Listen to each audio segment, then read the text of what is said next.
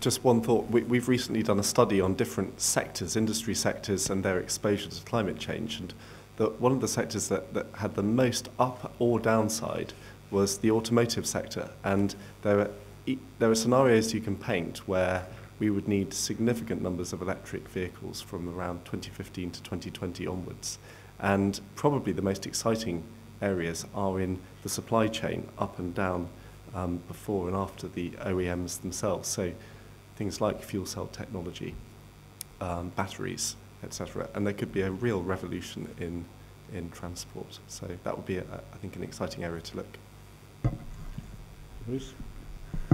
I don't know whether you've seen a recent speech by Lord Brown after he'd left BP, but he referred to the energy environment being impossibly difficult to predict.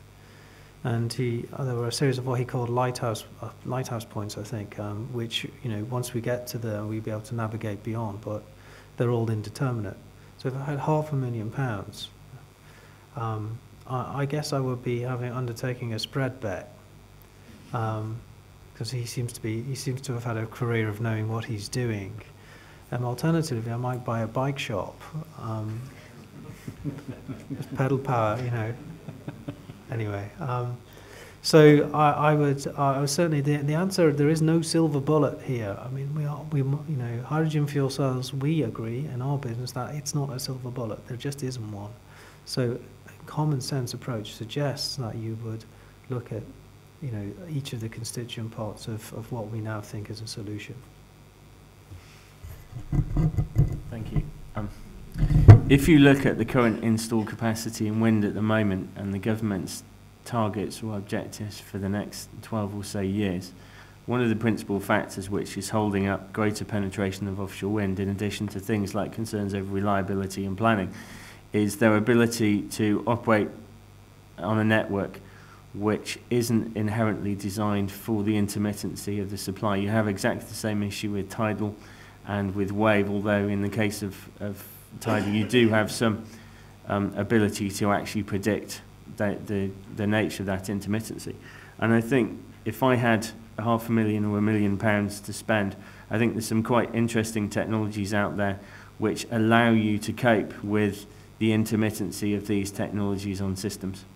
I think there's a number of areas in offshore wind which are particularly attractive, but I think you wouldn't scratch the surface with only £500,000. But certainly the ability to connect these units to transmission and distribution networks is very interesting. Thank you for that panel. We've got time for one quick question. That's all, I'm afraid, now. Hi there. My name is Mike Payne. I'm a business coach across the private, state and voluntary sector. There's a question about transition towns. I know that you're all goose, as it were, and busy in your own minds, but I'm curious to see transition towns hasn't been mentioned, which is using technology on the downturn from peak oil. Is there a means whereby you can use the energy of that movement to actually support the things that you are doing?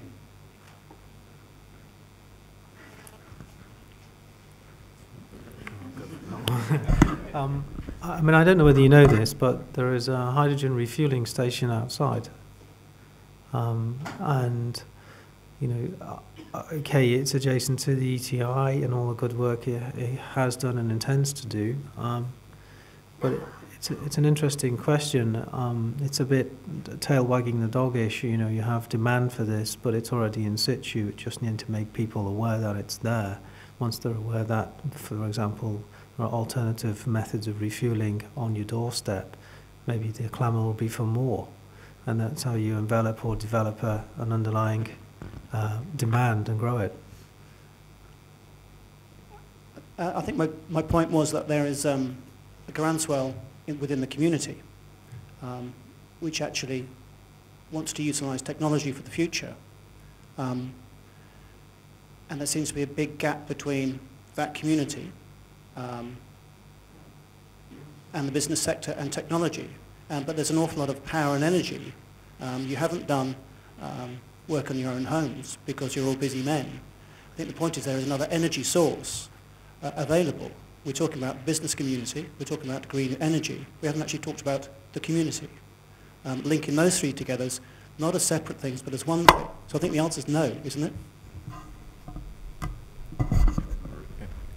One of the very exciting things which I've come across, bearing in mind how little time I've actually been doing it, there is, I don't know who's seen the Shell recent scenarios, Blueprint and Scramble. And for the first time, Shell's energy scenarios have a preferred model, which is Blueprint rather than Scramble. And there are some really interesting features in those scenarios which are distinctively different from some of the other scenarios people have put out. And one of them is that the formation of organizations and structures to deal with climate change is seen as coming from the bottom up, from towns, from companies, and that the leadership from some high central level is lagging behind. I guess the US is probably seen as the classic example of that. As you go around and talk to corporations and regional development agencies and people like that, you find they often have very ambitious plans for what they're going to do, and they're very ready to create environments in which technology can be adopted and supported, and they're thinking very long term, in some cases, about how climate change and change in the cost of energy and CO2 reductions will change the landscape of their community and what they need to do to prepare for it. So I agree with you. I think there's a huge amount of energy out there, and we have involved, I was talking to two people yesterday, one from One Northeast and another one in one of our workshops from the Western Isles Council. And they are actively participating in these things. And in order to get some of these things in place and demonstrated, we will need their support, their insight, and their planning. And I think it's there. Thank you, panel. I'm going to have to draw it to a close, I'm afraid, now. But can we thank Adam Morton, Andrew Hazlitt, Bruce Duguid, and Thomas Bennett?